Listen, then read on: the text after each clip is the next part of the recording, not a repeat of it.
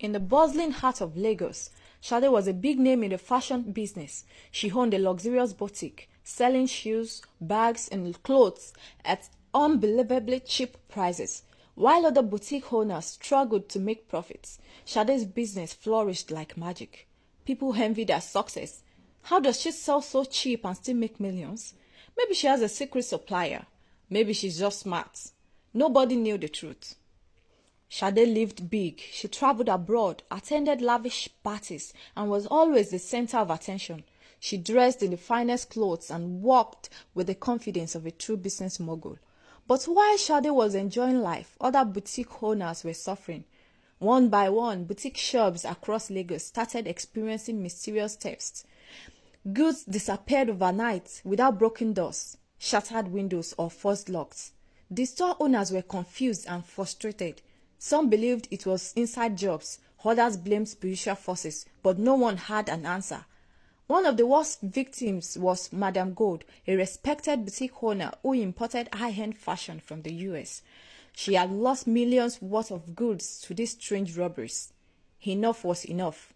One day, Madam Gold decided to take action. She hired a private night guard, a strong, no-nonsense man named Ibrahim, to keep watch at night.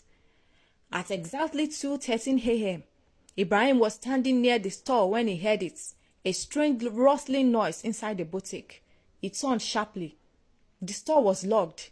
The keys were with Madam Gold. The noise continued like someone moving clothes, packing things. Ibrahim's heartbeat quickened. How was this possible? He stepped back, pulled out his phone, and called Madam Gold immediately. "Madam, there's movement inside your shop." Madam Gold, already alert from sleepless nights, shook her husband awake. "It's happening again." They jumped into their car and sped off toward the boutique. When they arrived, Ibrahim pointed at the locked entrance. Madam Gold's hand trembled as she unlocked the door and pushed it open. Inside, she froze. There, under the dim glow of a flashlight, stood Sade, the wealthy boutique owner, stuffing bags and clothes into a large sack.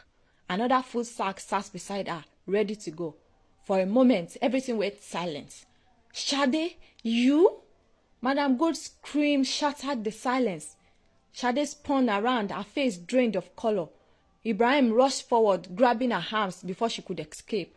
Sade struggled, breathing hard. I can explain." Madam Gold shook her head in disbelief. "You? The big woman of Lagos? The one flying up and down? A common thief?" Sade opened her mouth, but before she could speak, Madam Gold's husband grabbed his phone and called the police. By the time the officers arrived, a small crowd had gathered outside, murmuring in shock. How did she enter? The door was locked. Did she have a spare key? The police threw Sade into their van and drove her to the station, where she was interrogated for hours. At first, she refused to speak, but after several beatings, she broke down in tears and confessed. She had been using juju, a powerful dark charm that allowed her to enter locked shops without breaking in. The magic transported her inside, unseen, unheard. She had been stealing goods for years, then selling them dirt cheap, making herself look like the most generous businesswoman in Lagos. The next morning, the police raided her boutique and mansion. They found rooms filled with stolen goods, bags, shoes, clothes, jewelry worth millions. Boutique owners from across Lagos rushed to the scene, pointing at items that have been stolen from them. By noon, the news had spread like wildfire. Sade, the woman who once walked with pride, who people admired, who lived lavishly, was nothing but a thief in disguise.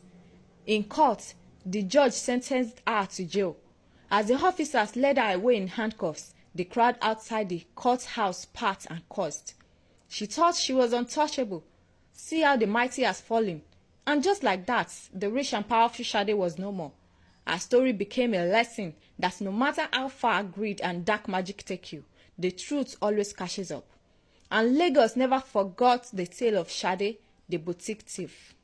If you enjoyed this story and want more, please subscribe to this channel and click the bell icon for new video notifications. You can also check out some of the videos here. Thank you for watching. Remain blessed.